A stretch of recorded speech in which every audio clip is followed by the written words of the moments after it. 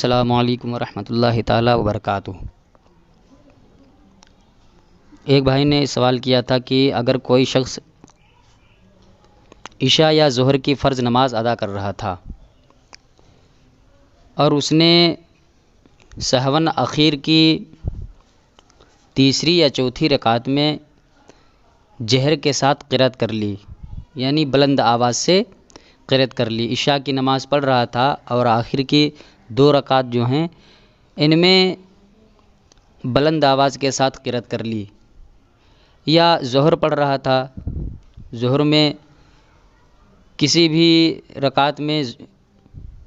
جہر کے ساتھ قرأت کر لی، تو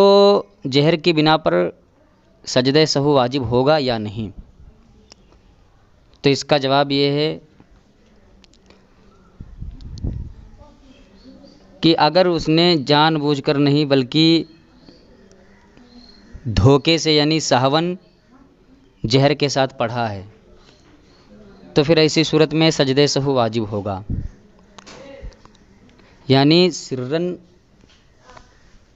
قرأت کرنے کے بجائے جہراً پڑھا اور سہون ہے تو سجدہ سہو واجب ہوگا، کیونکہ ان رکعتوں میں سرًا قرأت کرنا واجب ہے،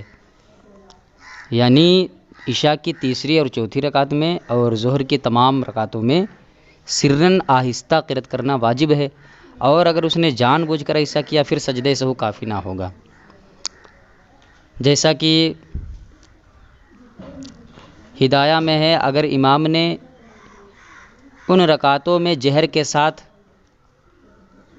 جہر کی جن میں آہستہ پڑھا جاتا ہے، یعنی جن رکعتوں میں آہستہ پڑھنے کا حکم ہے، جیسے کہ عشاء وغیرہ، ان میں آخر کی 2 رکعتوں میں آہستہ سے پڑھنا واجب ہے، یا ظہر اور عصر ان میں تمام رکعتوں میں آہستہ پڑھا جاتا ہے، تو ان رکعتوں میں جہر کے ساتھ اگر اس نے قرأت کی یا ان رکعتوں میں آہستہ پڑھا جن میں جہر کے ساتھ قرأت کی جاتی ہے، جیسے کہ مغرب کی پہلی 2 رکعتوں میں،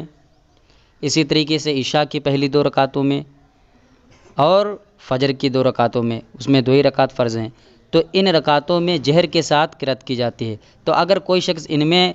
آہستہ پڑھا تو سجدہ سہو لازم ہو جائے گا، اس لیے کہ مقام جہر میں جہر اور آہستہ پڑھنے کے مقام میں آہستہ پڑھنا یہ نماز کے واجبات میں سے ہے، لہٰذا صورت مذکورہ میں سرًا قرأت کرنے کی بجائے جہراً پڑھا، لہٰذا یہ سہو ہے اور لہٰذا سجدہ سہو واجب ہو جائے گا۔ اگر جان بوجھ کر اس نے ایسا کیا تو پھر تو نماز سجدہ سہو اس کے لیے کافی نہیں ہوگا۔